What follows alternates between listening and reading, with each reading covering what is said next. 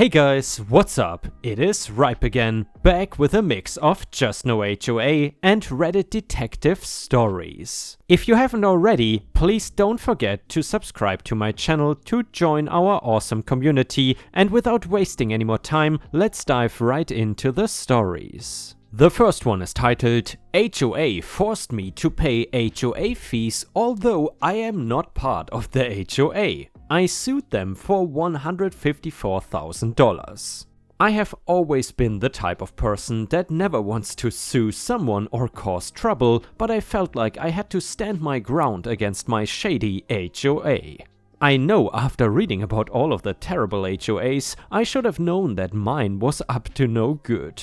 About 12 years ago, I purchased my house in a neighborhood called Plaza del Sol. When I signed all of my paperwork at closing, I was presented with our HOA documents stating that we live in Section 1 of the neighborhood.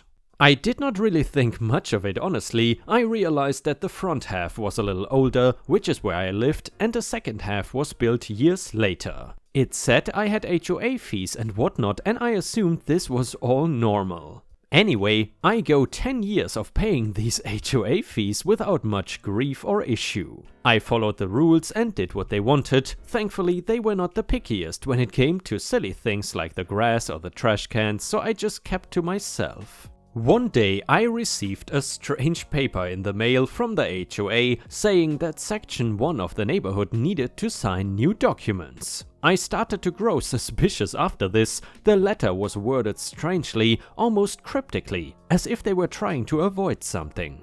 I received a packet of legal documents and information a few days later. Apparently these are what we are supposed to be updating. As I started reading through all of the mumbo jumbo, it dawned on me that they were trying to cover their asses. Section 1 of my neighborhood was not supposed to be paying HOA fees this entire time. And guys, remember, that is where OP lives. He lives in Section 1, not Section 2. So anyway, apparently Section 1 of Plaza del Sol is not technically under the jurisdiction of the HOA, only Section 2 is. These papers were essentially them lying to us, trying to make it appear that they are just updating some system of theirs, but really they are trying to obtain our signatures so that they can start legally collecting HOA fees from us.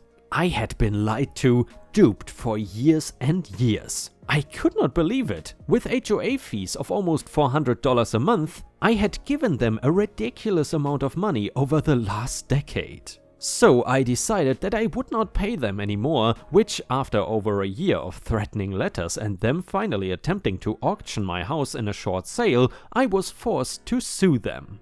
I knew that this would eventually happen, but I was just waiting. At this point, I don't care if I annoy them. They've been screwing the entire Section 1 part of the neighborhood for years, stealing our money and lying to us. I also managed to start a fuss with the other residents of Section 1 Plaza del Sol. They were obviously just as annoyed as me. Feeling shafted and angry, they began holding off their payments as well. A few of them were smart enough to not sign the new documents like I was, making it easy for them to dispute any further HOA dues. I contacted several lawyers and a lot of them don't like to get involved in HOA matters. I found this strange, but apparently issues with neighborhood HOAs can be hard to deal with in court. What they say goes, and if you have signed paperwork saying you will abide by their rules and policies no matter how ridiculous, your hands are tied.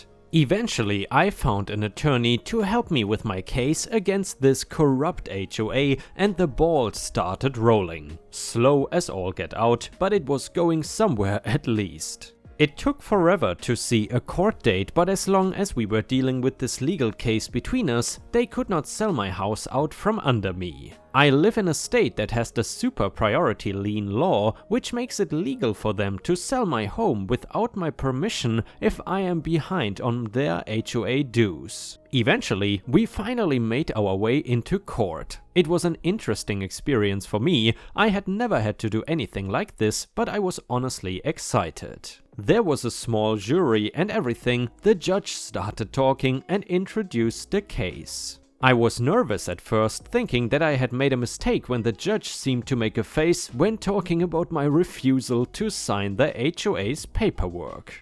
When it was time for the attorneys to speak, mine started pretty confidently, stating that the HOA had been negligent in their representation of their HOA jurisdiction over a decade ago when I purchased the house. He brought my original deed and other helpful documents that will support my claim. The HOA's attorney suddenly decided to interject, saying that this was false and that they had different paperwork. The judge compared the two and began scrutinizing the documents from the HOA, saying that she was not sure if she trusted that their paper was legitimate and that she believed mine to be truly valid. Thankfully, it did not take too long of going back and forth before the judge asked the jury to discuss and make a ruling. I was nervous at first. The HOA's attorney was a bulldog and was trying his hardest to screw me and make me seem like a forgetful old woman, but I was determined to win. To my honor and surprise, the jury did not take long to decide that they felt like the HOA was guilty of negligent misrepresentation. They awarded me a third of my HOA dues that I had paid them, and that was the end of it. I had won. A few weeks later, I was unfortunately frustrated. Something did not seem right. I had not seen any of my reimbursement checks from the HOA, and that is when my lawyer contacted me. He informed me that the HOA had surprisingly appealed the ruling. Long story short, it was over another year of piddly meetings and arrangements until eventually our case made it all the way to the Supreme Court. This judge had more questions to ask, but ultimately did not take too long to reach a verdict. They upheld the original ruling by the other jury and demanded that the HOA pay me back over half of what I had given them. This was a huge win. I was so appreciative of my lawyers and everyone who had supported me throughout the entire thing. At the end of the day, I was awarded over $154,000. Unfortunately, with how long this court case dragged out, I spent more than that, but I'm happy to have at least half of what I had managed to shell out. The HOA still governs the Section 2 of the neighborhood, but Section 1 managed to get their way out of their contract. I still live in my house where I peacefully avoid their fees and rules. My daughter actually bought me a sign that I have in my yard that says HOAs suck, and I will keep it there until I die or move. And yeah, Ripe Stars, I guess that is literally the hill OP will die on. And I think that's a pretty good hill. Honestly, if I would have to deal with an HOA like that, that is pretty much a traumatic experience. I would certainly, if I was OP, never want to live in an HOA neighborhood ever again. Welcome back to r/Reddit Detectives. In this subreddit, users on Reddit solve actual crimes and mysteries, and in today's stories, OP has to deal with a crazy stalking coworker, and in another story, OP finds a death certificate with his name in his mom's safe. Without any further ado, let's dive right into the stories. And this one is titled, "A former coworker is using burner numbers to harass my husband and acting obsessive." I know this is long, but I really appreciate anyone who takes the time to read this. In late November of last year, my husband Paul was tasked with training a new hire named Frank who was brought in from outside the company. Paul does not usually lead training, however, Frank's supervisor was overwhelmed during the last quarter. Frank worked at Paul's office for a little over a month. Frank seemed friendly at first, albeit an excessive texter. Even Paul's boss, Frank's future boss's boss, complained that they received social messages from Frank during non-work hours. Sometimes Frank's messages would be incoherent and needier if he did not receive an immediate reply, followed by multiple question marks. My husband addressed this with Frank during his training, and for the most part the messages became infrequent. After Frank was placed at his branch, the messages subsided. In early January, Paul's boss asked if he could discuss a work matter with Frank because whose direct report was on vacation. Later that day, Frank sent Paul a message that said, "Babe." Paul thought perhaps Frank had accidentally texted the wrong person, but Paul did not respond. Frank sent more messages regarding work, and when Paul did not immediately reply, Frank made a sexually suggestive comment. Paul responded, "Stop making things weird." Frank apologized but then added, "You're hot though." My husband told him, "You need to stop. This is not a line I want to cross with you." And Frank then said something along the lines of he was available if Paul wanted him. Paul said, "I'm a happily married man," to which Frank replied, "That's what all men say." Paul again told Frank to stop. I had previously met Frank when I visited my husband's office. Paul has pictures of me on his desk. His sexual orientation and marital status were not ambiguous when Frank sent those messages. Paul told me what happened as soon as he arrived home from work. I said he should screenshot the messages and report them to HR. However, Paul felt so uncomfortable with the messages, he deleted them. Paul assumed Frank was drunk and once of clear mind, he would be embarrassed and forget that it happened. Over the next few days, Paul received between 2 to 3 messages daily from Frank. They were about work. However, towards the end of the week, Frank became apologetic and told Paul he had hoped they could still be friends. Paul has only briefly known this person, has never hung out with him outside the office, nor has he engaged in social texts. Paul has not answered any of Frank's messages since the first time he told him to stop. A couple of things occurred to me over the next week. A week after Frank was placed at his new branch, Paul received messages from an iCloud account. They said, "Hey sexy," and when Paul didn't reply, they were followed by a question mark. Paul immediately blocked the account, assuming it was a scammer. In the last few months, Paul received frequent texts from unknown numbers with local area codes that addressed him by name. Paul thought they were all from robo-scams. I realized that this started too around the time Frank began his training. When I visited my husband's office, Frank, he barely acknowledged me when we were introduced. That night I joked with my husband that during my visit Frank was like a shadow and seemed to appear every time I turned around. After a week of unanswered texts, Frank again apologized and asked if Paul would call him. He had called Paul's office earlier to see if he was there. Subsequently, Paul contacted his assistant managers and co-workers and asked them not to share his schedule with anyone who calls. Frank messaged that he would stop texting and was sorry if he bothered Paul. Later in the night, Paul started to receive messages from an unknown number with a local area code. The first message said, "Hey, remember me?" I 67'd, whatever that means, the number from my phone to see if it was a computer or actual phone line. When I called, it rang twice and then went to voicemail. The person never stated their name and the texts were incoherent. The texter asked, "Are you trying to end my career?" They claimed to be a former employee and then said they previously dated Paul. "We have been together for 2 decades and I'm the only person Paul has ever dated." The messages continuously baited Paul to call the number to find out who was texting him, and finally they said, "You used to be sweet." Paul didn't block the number immediately because he wanted to see if the person would incriminate themselves. Paul received 20 plus messages throughout the night. He never responded to any of them and the number is now blocked. He paid a small fee to look up the number and found that it belongs to Envoy. The person used a voice over IP to text. Paul tried to look up a voice over IP registry online. Paul reported the anonymous number to the FTC with the text logs. He took screenshots of all the undeleted messages between him and Paul and the anonymous number. Paul also called local law enforcement. He knew they wouldn't be able to do anything because no direct threat was made. They told him to keep the number blocked. Paul paid service to retrieve the texts he deleted that came directly from Frank's number, but it was unsuccessful. iCloud backup was not activated.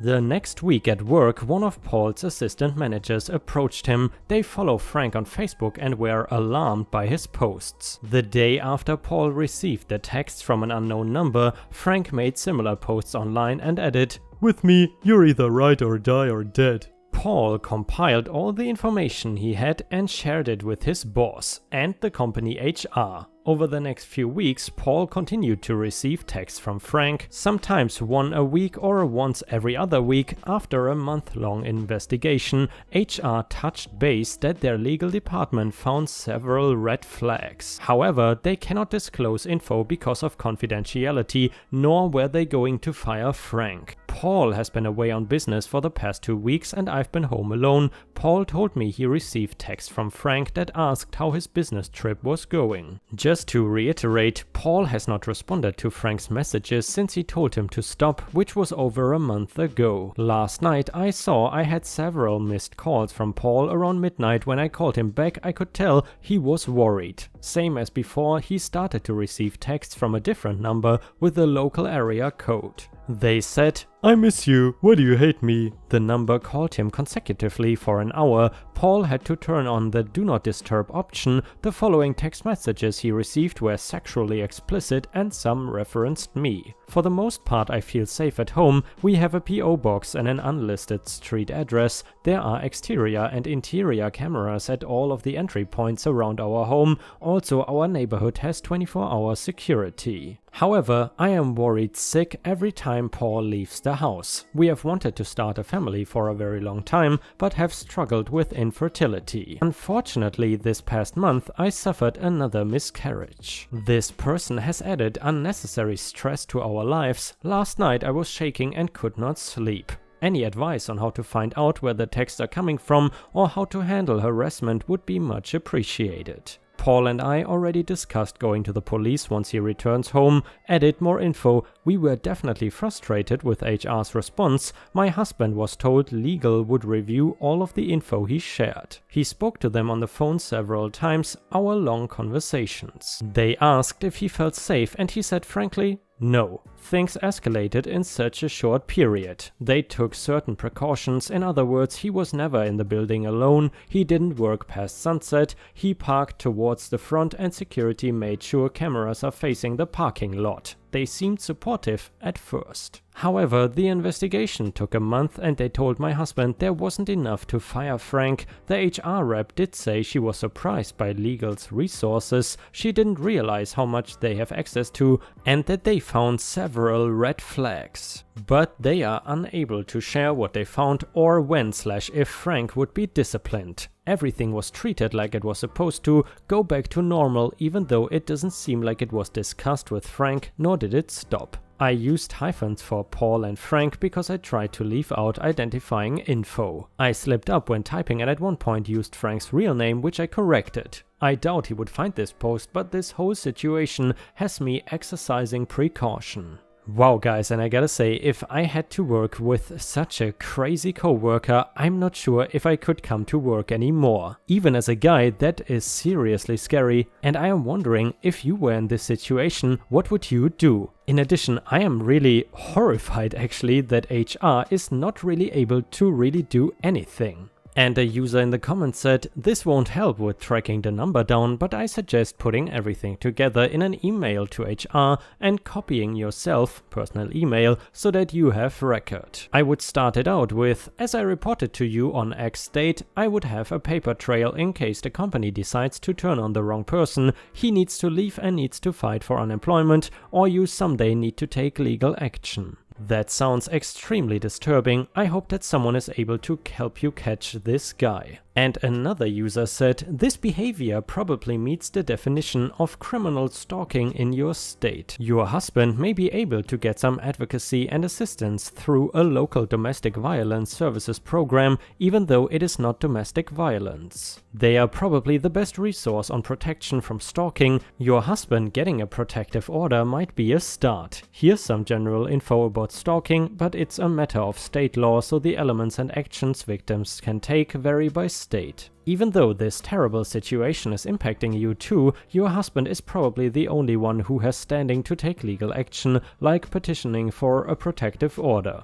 I think it is clear your husband cannot rely on his employer to protect him or you. I think you are smart to be seeking help. You deserve to be safe and to feel safe. And you know, Ripe Stars, in regards to stalking, a couple of weeks ago I heard a story of a young female streamer, I think she was German if I remember correctly, and essentially this poor woman is getting stalked by some random guy for years now and the police can essentially not do anything. I think she already got something like a protective order or whatever, but that did not really help. This guy literally writes in her live chat, because she's streaming on Twitch, that he will kill her, and apparently the police cannot do anything.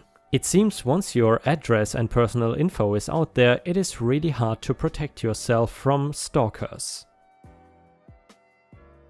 Update to the stalker story. Thank you to everyone who took the time to read my original post and offer suggestions and support. I have received a lot of helpful advice and I'm so appreciative. There were a few details I left out because of length, but I tried to answer them in the comments. My husband is still away on his business trip but will be returning home tonight. Paul does plan to get a new phone number once he returns home. We discussed filing for an order of protection. One source of comfort is that we have a PO box and our street address we rent is not available online. With a restraining order, we would have to disclose our address. We are weighing the pros and cons. My husband and I spoke this morning and he filled me in on a few new details. His boss called him last night after he sent her screenshots of the texts from the voice over IP. They have a great working relationship and she disclosed a few things that she wasn't necessarily supposed to share. Legal was not able to link the voice over IP texts and calls to Frank. There have been 2 separate numbers that we know of that have been used to harass my husband. Paul used Spokeo to look up the information and both numbers are owned by the company Envoy. My husband's boss suggested that next time he receives a phone call from the voice over IP number to answer and record the conversation. I don't know if he should do that. If anyone knows how to search voice over IP numbers so we can connect them to Frank, that would be a huge help. After Frank was placed at his new office last December, he has repeatedly asked to transfer back to my husband's branch. Paul is well regarded within his company and next in line for a promotion. During Frank's training, he would often make comments about how alike they were.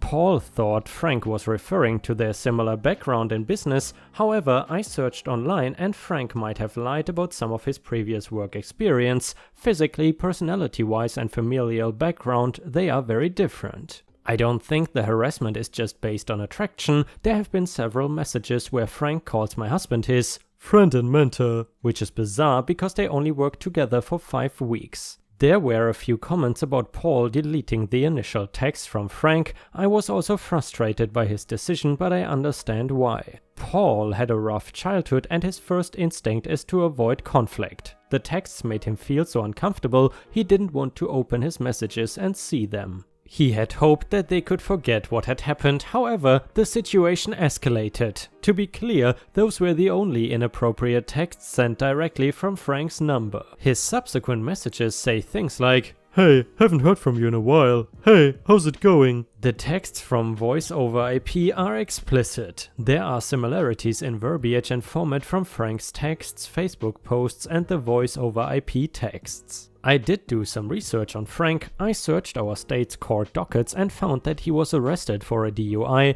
a month before he started to work at the company. Paul's boss had previously complained that Frank was repeatedly messaging her about when his background check would be completed when he was hired. She thought it was suspicious, but nothing was flagged. At one point during training, Frank texted a coworker from a random number. The coworker asked if it was an alternative contact and Frank explained that it was his smartwatch. When everything happened, I tried to find as much info as possible. When I googled his primary number, nothing came up. However, the coworker shared the smartwatch number, which is listed online as Frank's primary contact for the past 2 decades. It also shows several numbers attached to Frank's name and it is noted next to one of them that is a voice over IP. There were previous addresses linked to Frank's phone number. According to one address, a Frank L. Smith and a Frank L. Miller lived at the same residence with the same people. I looked up both of those names and they have different birth dates within a few years of each other. I was curious because Frank had told my husband he was divorced and I thought perhaps he had changed his last name. Frank L. Smith had the same birth date as the court docket I found. The biggest thing my husband's boss told him was Frank recently asked for an out-of-state transfer, which was successfully processed. Therefore, the problem seems to be over for now. And yeah guys, let's hope this problem is over for now and that this crazy guy never contacts OP and her husband again. And guys, if you have watched until here, please don't forget to like the video and maybe even post some star emojis in the comments if you want to support the channel. Thank you so much in advance. And the first one is titled, "Found a death certificate with my name in my mom's safe." I was visiting my mom the other day and she asked me to grab something from her safe for her. While looking through the safe, I found a death certificate with my name and birth date and a date listed when I was 6 as a death date. I have not confronted my mom yet, but seeing it left me reeling. I have no idea where to go from here. r/RBI, any clues or tips? Update: after talking with my SO and reading some of the comments, I'm going to confront my mom tomorrow with my significant other there as a witness and mediator. If that doesn't go anywhere, I've been recommended to call and confirm my identity with the state. Also, as many people were asking, COD was a car crash. And then a user in the comments said, "Death certificate lists the cause of death as well as certifying physician and the county of death." Like someone else says, "Do you have any photos of yourself before the age of 6? Literally the only thing I can think is that your name, child, died and your mother abducted a similar kid and changed the name to match. But then you would be screwed because the government already listed you as dead. Do you have a social security number? Please update." And another user said, "Well, if I was investigating an anomalous death certificate, I would start with my local vital records office. Usually this is through the county. Some localities have online search capabilities, the rest allow you to buy redacted copies of documents like birth and death certificates. I would call them to ask how to order copies of the birth and death certificates. You might need a social security number or else a name and date of birth." And then OP posted the following not really satisfying update, but after all it is an update. OP says, "Probably my final update. I would still comment in comments below though. I talked with my mom and what a completely uninteresting story. I found an April Fool's joke she had prepared." Yep, all of that for an April Fool's joke. She has been planning this joke for years apparently. I go to start the conversation and she goes, "I know what you found. I wanted to give you this before we talk." It was an envelope of baby pictures of me in an alien photo shoot. She has been playing the long con. Sorry for alarming people. And you know guys, the interesting part of this story is that the people in the comments now don't actually believe OP anymore and they think that either the story is fake or OP is hiding something. And you know guys, for stories like these it is really hard to tell, but so far I have not seen many fake stories on r/RBI, especially because it is such a niche subreddit, so I think there might be some further interesting developments coming to this story in case OP wants to share further details. But anyway, we will see about that, and if there are any further updates I will of course keep you posted.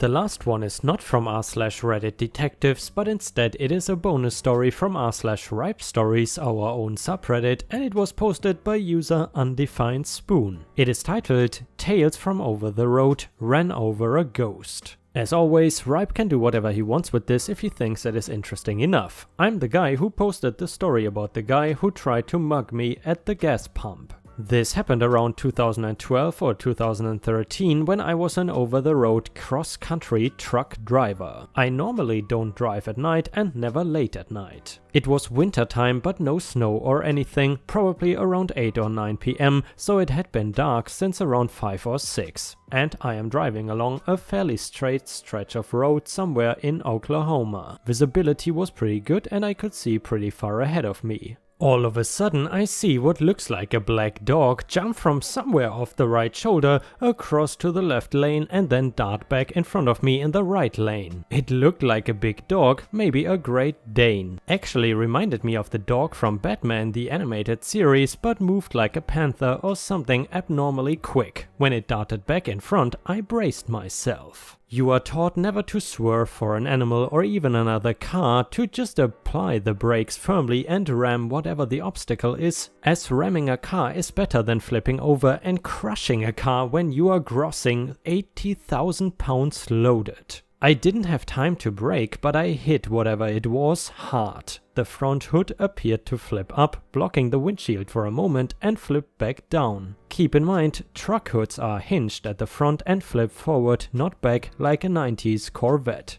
I heard the distinct sound of the glass turntable in my microwave slam and rattle around from the impact. My printer/copier and one of my 2 mini fridges came crashing down off the top bunk. At this moment I figure it must have been a bear of some kind, are bears even in Oklahoma, and a dog is not going to crush my front end and rattle my loaded truck like it did. The impact has slowed me down a bit, but my first thought is, if that was a bear, there may be more, so I keep speed. The hood seems stable, the steering feels fine, so I don't think there's steering or suspension damage. The lights are still somehow working and all my gauges are showing fine, so I throw on the hazards, keep moving around 30 miles per hour and keep my eyes glued to the temperature and air pressure gauges. Air pressure is what operates the brakes, so busted airline means no bueno. I figure if I'm leaking coolant, I have like 20 gallons in the system before I run out and start overheating. I get on the CB and yell out that I think I just smashed into a literal black bear on the highway. Saying bear on the CB means a cop, so you have to specify a literal black bear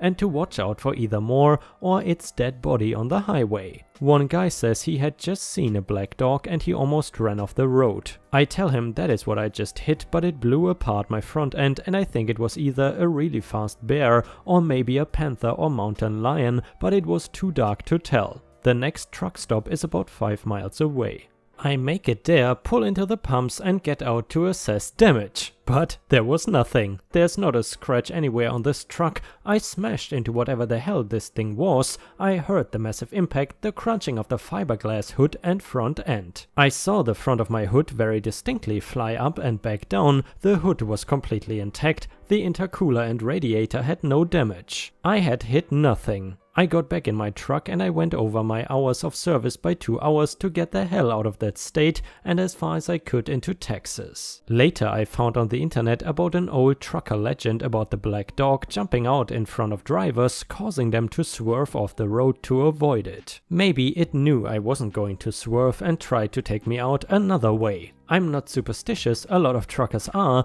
I don't really believe in ghosts, but whatever I saw that day was not natural. And before anyone asks, no, I did not run over a person or simply run over anything of the sort. If I had hit a person or any sort of animal, there would not only be damage but blood and body parts plastered all over the wheels and undercarriage. I have run over dead and alive animals before, and let me tell you, it is very obvious. I actually ran over a dead moose once in Canada and the impact was nowhere near as bad as what I felt that day.